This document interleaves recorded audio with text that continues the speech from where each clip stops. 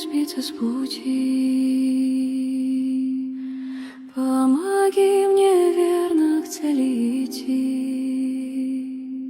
Подбери мне тех, с кем рядом пойду, огради от тех, с кем сама пропаду.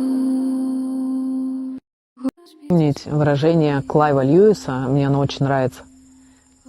Бог обращается к человеку шепотом любви, а если он не услышан, то голосом совести. Если человек не слышит голоса совести, то Бог обращается через рупор страданий. Сбиться с пути,